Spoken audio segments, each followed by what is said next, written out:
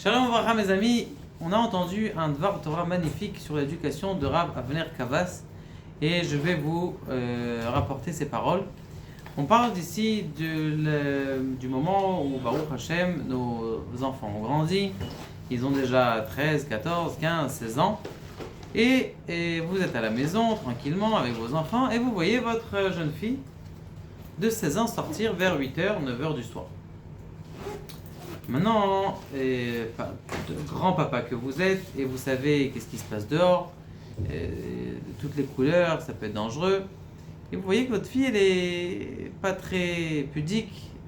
Pour être pudique, on parle qu'elle n'est pas pudique. Et donc, maintenant, il y a deux possibilités. Il y a la possibilité du père, il dit, tu sors dehors, tu vas aller au Gehinam, c'est sûr tu vas cramer. Bon, ça, c'est la première possibilité du papa.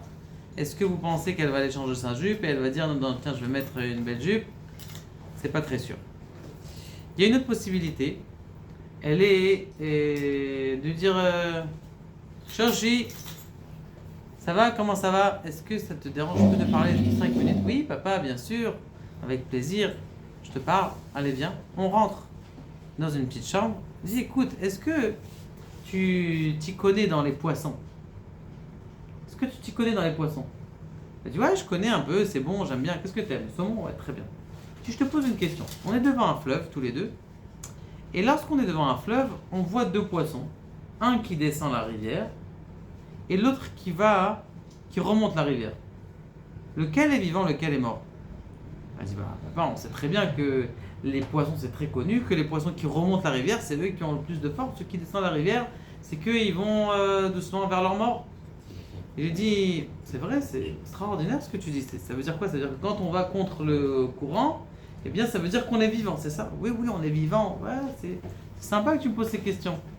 Je fais juste une parenthèse. Vous savez, quand David Amelech, il a fauté avec Bathsheba, il est venu voir Nathan Hanavi. Il est venu le voir, il lui a pas dit, tu sais, tu as fait une faute adultère, ou il n'y a pas de faute en vérité, mais c'est que on peut expliquer très longuement c'est quoi la faute de David Amelech, c'est pas maintenant le sujet. Il lui a pas dit ça, il lui a dit, moi tu sais, j'ai un ami à côté de chez moi, il est très riche, il a une centaine de... Et en plus de ça, il y a son voisin, il a une petite brebis, et cette brebis il a pris, il avait une fête, il est parti prendre la brebis du voisin du pauvre, il a égorgé, il a mangé. Comment? Qu'est-ce qui a fait ça?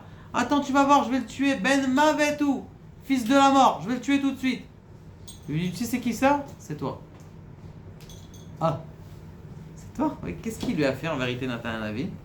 Il lui a fait comme ça, il lui a dit, quand tu fais, lorsque quelqu'un il fait un machal, c'est-à-dire une parabole, pour faire comprendre d'une chose, qu'est-ce qui se passe? Eh bien, tout simplement, le mangenon de... Chacun, il a un mangenon de protection. Je veux me protéger ma personnalité. Comment est-ce que je me propage? Comment on appelle ça? Je me bats contre ma réalité, je me bats contre ma personnalité. Il faut que je me fasse des écrans. Donc, tu me dis, tu sais, toi, tu as fait une avera? Non, je n'ai pas fait d'avera. Mais si tu surmontes ça, comment est-ce qu'on surmonte ça? En déplaçant le problème. Comment est-ce qu'on déplace le problème? Je te dis une parabole qui ressemble. Et donc la fille, ma fille là, David Amelech lui a dit c'est toi, Nathan Hanavi. Et là ma fille, je lui dis, dis-moi, c'est laquelle donc qui est vivant? Elle dit c'est le saumon qui remonte. Je dis, tu sais, dans la rue, il y a plein de filles qui s'habillent comme ça. Est-ce que tu penses que c'est celles qui vont avec la mode? D'ailleurs la mode, c'est la même lettre que le mot Edom. Edom, c'est et rouge, et Edom, c'est toute la culture, cette mode là. C'est tout le courant. Si aujourd'hui on va dire, aujourd'hui je vous dis, vous savez c'est quoi la mode? C'est avoir des pantalons éléphants. Alors tout le monde a des modes. Pourquoi? Moi je suis bien, tout le temps bien, je suis bien habillé, je suis de Sanois, je suis pudique, je suis comme ça, j'ai pas besoin d'écouter ce que la mode elle me dit. Donc c'est la raison pour laquelle elle va nous dire, oui c'est vrai, c'est les vivants.